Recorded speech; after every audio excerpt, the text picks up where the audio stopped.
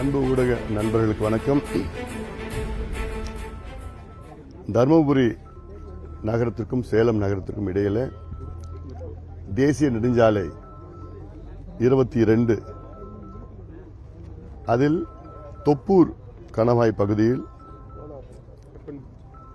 இந்தியாவிலேயே அதிக விபத்துக்கள் நடக்கின்ற ஒரு சிறிய பகுதி தொப்பூர் காட் செக்ஷன்.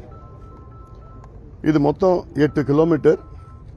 அதில் 1.5 கிலோமீட்டரில் கடந்த 2010 இருந்து 2024 வரை 310 பேர் இறந்திருக்கின்றார்கள்.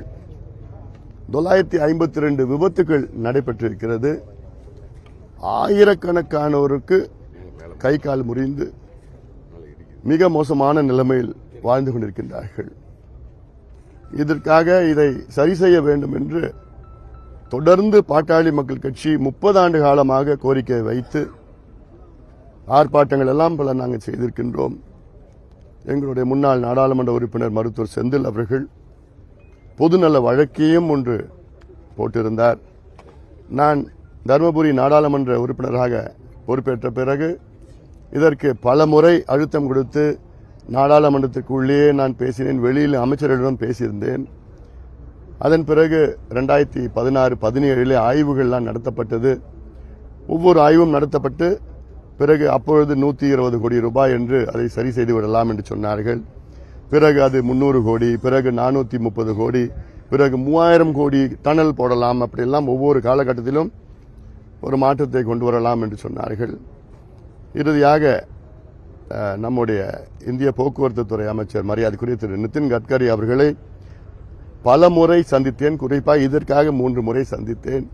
தமிழ்நாட்டினுடைய போக்குவரத்து நெடுஞ்சாலையில் உள்ள பிரச்சனைகள் எல்லாம் சேலம் உளுந்தூர்பேட்டை பிரச்சனை, பிறகு பாண்டிச்சேரி கிருஷ்ணகிரி நெடுஞ்சாலை சம்பந்தமாக இப்படியெல்லாம் பல பிரச்சனைகள் எல்லாம் சந்தித்த பொழுது உடனடியாக இந்த திட்டத்தை நிறைவேற்ற வேண்டும், இவ்வளவு பேர் இறந்து கொண்டிருக்கின்றார்கள் என்று சொன்ன பிறகுதான் அவர் உடனடியாக அதிகாரிகளை வைத்து அப்பொழுது 775 கோடி ரூபாய் ஒதுக்கீடு செய்து இப்பொழுது இந்த திட்டம் 705 கோடி ரூபாய் மதிப்பீட்டிலே வேகமாக நடைபெற்றுக் கொண்டிருக்கிறது. LNT நிறுவனம் இதை செய்து கொண்டிருக்கின்றார்கள். இப்பொழுது இந்த ஆய்வு நடத்தி இதில் எந்த பக்கம் எப்படி செல்கிறது, எப்படி எந்த அளவுக்கு கிரேடியன்ட், இதில் 6 கிரேடியண்டா இருந்தது, 6 விழுக்காடு, இப்போ 3 விழுக்காடு கிரேடியண்டா குறைச்சி இது மேம்பாலங்கள் எங்க இருக்கிறதெல்லாம் பார்த்துட்டு இருக்கிறோம். வேகமாக நடந்துட்டு இருக்குது. ஆனாலும் இன்னும் கொஞ்சம் வேகப்படுத்தி இந்த விபத்துகள் தவிர்க்க வேண்டும். ஏன்னா மிக மோசமான விபத்துகள் இந்த பகுதி பார்த்திருக்கிறது. கடந்த ஆண்டு கூட நம்ம பார்த்தோம், கிட்டத்தட்ட 12 வாகனங்கள் இடித்து ஒன்றன் இடித்து எரிந்து அந்த வண்டிகள் வாகனத்திற்குள்ளே எத்தனை பேர் அப்படியே எரிந்து சாம்பலாக அப்படி இறந்திருக்கின்றார்கள். இந்த மோசமான காட்சிகள்லாம் இந்த பகுதியில் தான், என்ன ஒரு சின்ன குறுகிய பகுதியில் தான் நடைபெற்றிருக்கிறது. அதனால இது போன்ற வடிவமைப்பு தப்பு, டிசைனிங், பேசிக் டிசைனிங்கே தப்பு. அது நெடுஞ்சாலைகளை கட்டுகின்ற நேரத்தில் இந்த பேசிக் அடிப்படை வடிவமைப்பு அது வெளிநாடுகளுக்கு இணையாக அதை செயல்படுத்த வேண்டும். அதே போன்று நேற்று நான் அரூர் சென்றேன், தருமபுரி அரூரில்.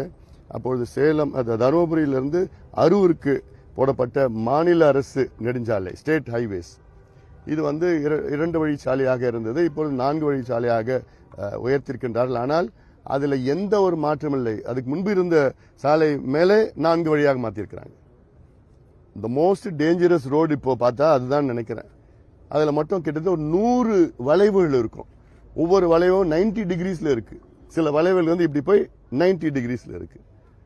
100 கிலோமீட்டர்ல வரான். இப்போ வண்டிகள் எல்லாமே 100 கிலோமீட்டர் வேகத்தில் கம்மி எதுவும் இல்லை. ஹை ஸ்பீட் வெஹிக்கிள்ஸ் வந்துருச்சு, வேகமாக வரான். திடீர்னு 40 கிலோமீட்டர் குறைக்கணும், அப்படியே ஷார்ப் பெண்ட். இதில் எந்த ஹைவேஸ் அது டிசைன் பண்ணாங்கன்னு தெரியல.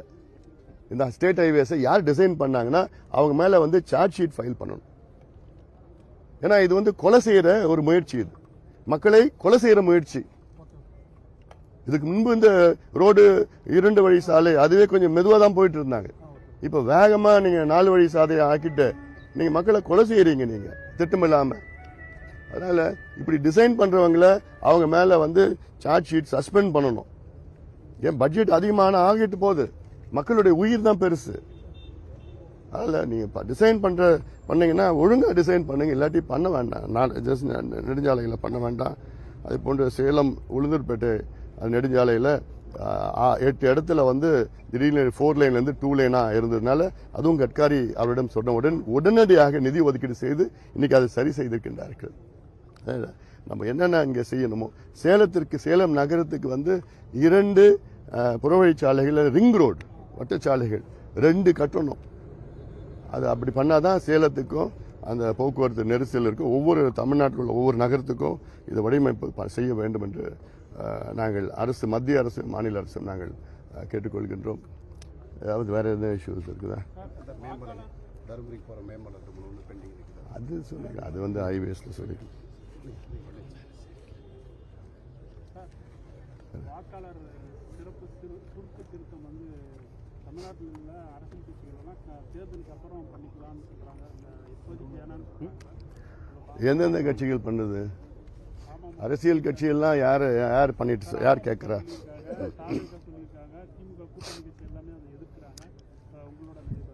ஏங்க இப்போ எஸ்ஐஆர் ரிவிஷன் வந்து ஒவ்வொரு 20 ஆண்டு காலமாக நடைபெற்று கொண்டு தான் இருக்கு. கடந்த ரிவிஷன் வந்து 2002 2004 அப்போ நடைபெற்றது.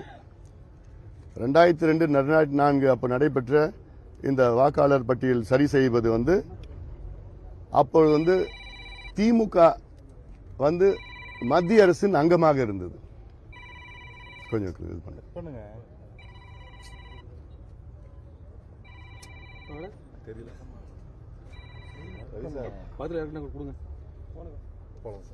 2002 2004 சிறப்பு வாக்காளர் பட்டி சரி செய்தது. அப்பொழுது திமுக மத்திய அரசின் அங்கமாக இருந்தது. என்டிஏ கூட்டணியில் திமுக இருந்தது. அப்பொழுது தமிழ்நாட்டிலே முதலமைச்சர் ஜெயலலிதா அம்மையார் முதலமைச்சராக இருந்தார். அப்பொழுது திமுக சொன்னது இந்த வாக்காளர் பட்டி சரி செய்வது மாநில அரசு தவறு செய்யலாம் என்று. ஜெயலலிதா அம்மையார் மீது குறை சொன்னார்கள் கலைஞர் அவர்களும் இதே ஸ்டாலின் அவர்களும். இப்பொழுது மத்திய அரசு தேசிய ஜனநாயக கூட்டணி அதேதான், மாநில அரசு திமுக. இப்ப ஏன் இந்த குறைய சொல்றீங்க? நீங்க தானே இப்ப தமிழ்நாடு ஆட்சியில் இருக்கிறீங்க. உங்களை மீறி யாராவது தவறு செய்ய முடியுமா? ஆய்வு செய்கின்ற அதிகாரிகள் அத்தனை பேரும் உங்களுடைய அதிகாரிகள் தானே. மத்திய அரசிடம் அல்லது தேர்தல் ஆணையம் இவ்வளவு அதிகாரிகள் கிடையாது. உங்கள் அரசு அதிகாரிகள் வைத்து தானே இந்த பட்டியலை வந்து சரி செய்வார்கள். உங்களுக்கு என்ன பயம் இருக்கு? போலி வாக்காளர்கள் நீக்க வேண்டும். இதுல உங்களுக்கு ஏதாவது தவறான கருத்து இருக்குதா? திமுகவுக்கு வேண்டான்னு சொல்றீங்களா? இதை வச்சுதான் நீங்க இவ்வளவு தேர்தலில் வெற்றி பெற்று இருக்கிறீங்களா? இறந்தவர் பேர் பட்டியலிருந்து எடுக்கணும். 2 வாக்குகள் வைத்திருக்கின்றவர்களை அவங்கள வந்து 1 வாக்கு நீக்கணும். இதுல என்ன தவறு இருக்கு நான் கேட்கிறேன். தேர்தலுக்கு முன்புதான் நடத்தணும். இது இல்லாம தேர்தல் எப்படி நடத்த முடியும்? இது நடத்தினாதான் தேர்தல் வந்து நியாயமா நடக்கும். இதுக்கு எவ்வளவு உதாரணங்கள் சொல்லலாம். ஈரோடு இடைத்தேர்தலுக்கு முன்பு பார்த்தா 44,000 பேர் போலி வாக்காளர்கள். ஆர்கே நகரில் 40,000 போலி வாக்காளர்கள். ஒவ்வொரு தொகுதியிலும் 12,000 14,000 15,000 போலி வாக்காளர்கள் இருக்கிறாங்க. இவங்களை வச்சுதான் ஏன்னா ஒரு தொகுதியுடைய வெற்றி தோல்வி 500 வாக்குகள் 1000 வாக்குகள் வித்தியாசத்தில் தான் கடந்த தேர்தலில் கிட்டத்தட்ட 30-40 தொகுதியில் வெற்றி பெற்றார்கள், தோல்வி அடைந்தார்கள். அப்போ அவ்வளோ போலி வாக்காளர்கள் இருக்கிறாங்கன்னா அவங்க யாருன்னு கண்டுபிடிச்சு தான் ஆகணும். திமுகவுக்கு என்ன பயம்? இதுல திடீர்னு ஏன் பயப்படுறீங்க? என்னன்னா இதை ஏதோ பிஜேபி செய்யறாங்கன்னு இவங்க செய்கிற தவறுகள் எல்லாம் மறைப்பதற்காக, திசை திருப்புவதற்காகத்தான் இந்த அரசியலை திமுக கையில் எடுத்துக் கொண்டிருக்கிறது. வேற எந்த காரணமும் கிடையாது. ஏன்னா தினம் ஒரு ஊழல் குற்றச்சாட்டு வருகிறது. 888 கோடி ரூபாய் நகராட்சி துறையில பொறியாளர்களும் அதிகாரிகளும் நியமனம் பண்ணுவதற்கு 2,500 பேரை நியமனம் செய்வதற்கு 888 crore ஊழல் லஞ்சம் சொல்லிட்டு அமலாக்கத்துறை 250 பக்கம் குற்றச்சாட்டு கொடுத்திருக்கிறாங்க காவல்துறை, தமிழ்நாடு காவல்துறைக்கு. சென்னையில் பள்ளிக்கரணை சதுப்பு நிலத்தில் அங்க வந்து அனுமதி கொடுத்து கட்டப்பட்ட 2,000 கோடி ரூபாய் ஊழல். மணல் கொள்ளையில 4,800 கோடி ரூபாய் ஊழல். இந்த நெல் போக்குவரத்துல 200 கோடி ரூபாய் ஊழல், கனிம வள கொள்ளையில குறைஞ்சு 1000 கோடி ரூபாய் ஊழல் 3 தென் மாவட்டங்கள்ல. இப்படி டாஸ்மார்க்ல 1000 கோடி ரூபாய் ஊழல், அந்த டிரான்ஸ்போர்டேஷன்ல பழைய பாட்டில் விற்கிறதுல அதுல கிட்டத்தட்ட 10,000 கோடி ஊழல். இப்படி ஒவ்வொன்றாக ஒவ்வொரு நாளும் ஊழல் ஊழல் ஊழல் கொண்டு வர்றாங்க. மக்கள் மிகுந்த கோபத்தில் இருக்கின்றார்கள் திமுக மீது. இப்போ அந்த கோபம் ஒரு அலையா இருக்கு. தேர்தல் நேரத்தில் அந்த கோபம் சுனாமியா மாறி படுதோல்வி திமுக அடைவார்கள். அதுல திசை திருப்புவதற்காகத்தான் இதுல வாக்காளர் பட்டியல், அந்த பட்டியல், இந்த பட்டியல் சும்மா வேணுமே அது சொல்லிக் கொண்டிருக்கின்றார்கள். வேற எதுவுமே கிடையாது. அதுல தேர்தல் நியாயமா நடக்கணும், அதுல மாற்று கருத்து கிடையாது. அதுல இருக்கிற போலி வாக்காளர்கள், இறந்தவர்கள் பேர் நீக்கப்படணும், 2 வாக்குகள் வைத்திருக்கின்றவர்கள் நீக்கப்பட வேண்டும்.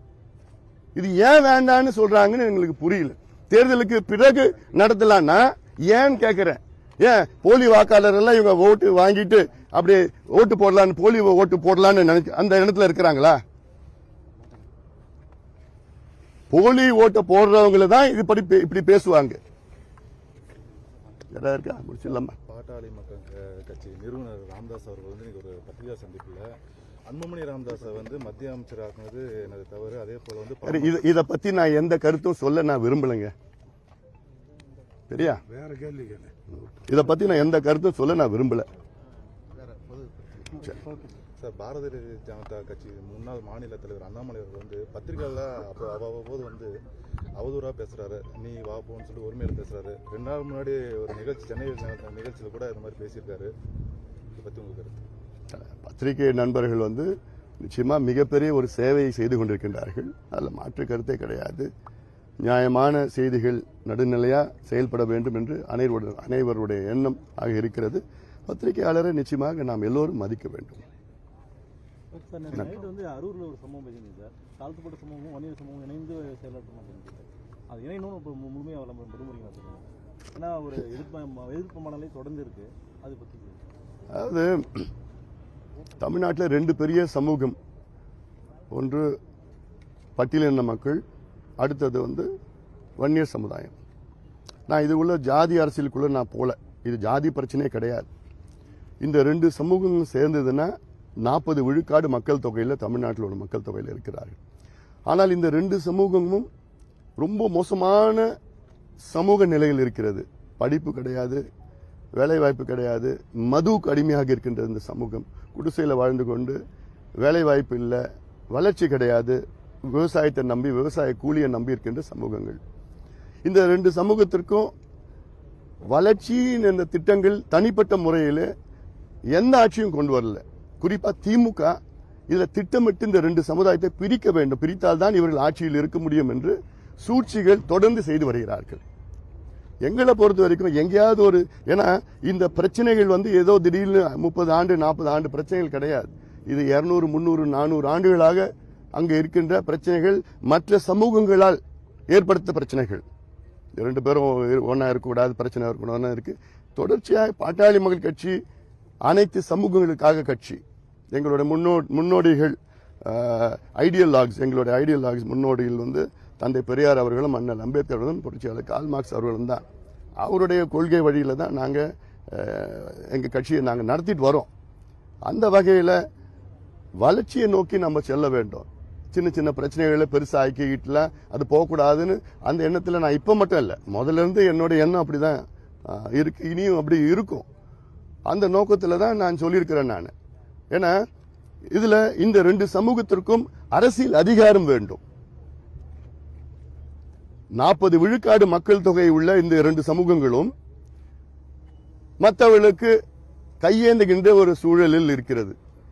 கையேந்துகின்றன, எங்களுக்கு இடஒதுக்கீடு கொடுங்க, எங்களுக்கு வீடு கட்டி கொடுங்க, எங்களுக்கு படிப்பு கொடுங்க, எங்களுக்கு வேலை கொடுங்க, இப்படின்னு கையேந்துகின்ற சூழலில் காலகாலமா இருக்கிறது.